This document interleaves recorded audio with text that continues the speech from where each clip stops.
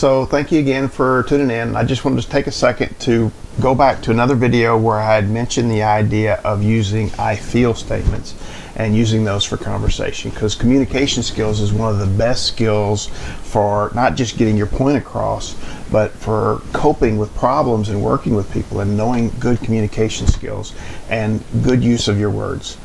When you use your words the way you mean to use them and you get the results you want, it can help a situation a lot. When you misuse your words, things can turn into arguments, misunderstandings. Now, one of the biggest things that happens is when I talk to people about what is reality versus what is perception. Your perception is how you perceive things, and it may or may not necessarily be the way it is.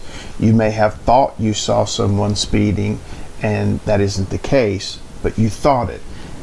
If you change your words to say it's a fact, you've kind of overstepped perception and you brought it into the world of it must be this way, it is this way. This becomes very important when you're talking about your feelings. A lot of times somebody may do something and you perceive it a certain way. In other words, someone raises their voice. Notice that that is a fact. The sound of their voice, the volume went up. But you perceive that as they're shouting at you. Now, there's several ways you could get that message across to them that they're shouting. You could say, and as most people do, you shouted at me. You made me mad. You made me angry. You upset me. Notice all those yous in there? There's a whole lot of yous, and the problem with yous is they're a good way to start an argument. Because anytime you tell somebody you did something, you've led them to the point where, oh, no, I have to defend myself. So even if they actually did mean to do it, their first response is to defend themselves, to move back, to put up a wall, to stop you, and to stop communications. On the flip side, if you can relay what it is you want them to understand without starting an argument, then you have a conversation. The way you can do that is what's called the I feel statements. You could say, I feel as part of your statement. Now, don't be, a lot of clients will get up and do this to me and go, I feel you shouted at me. I'm like, no, back up. The whole point is to drop the yous out of it altogether. And it is possible to say, I feel like I was the receiving end of shouting, or I felt I was shouted at.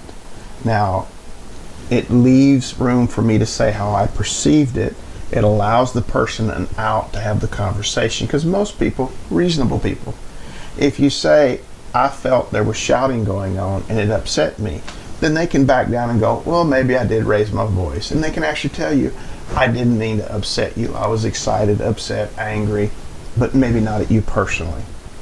By doing the I feel statements, I feel upset when, I feel sad when, I feel angry when, any of those things that you can say and reroute the yous out of your argument. Let the other person know how you feel and give them a chance to explain what's going on instead of the direct accusatory attack. And a lot of times it is your perception, you know. The other part of that is when you say someone made you mad, I always have this picture of where they picked up a lump of clay, they molded a mad you, they put it in the oven, they cooked it, they painted it and said, see, I made you mad. See, there you are.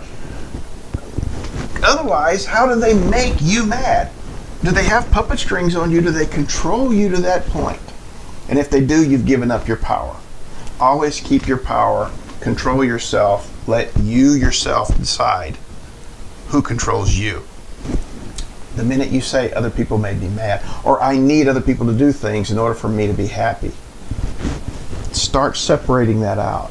You can be happy based upon you being happy. You don't need other people to make you happy, make you angry, or anything else. You're responsible for yourself, for your thoughts, your feelings, and your actions.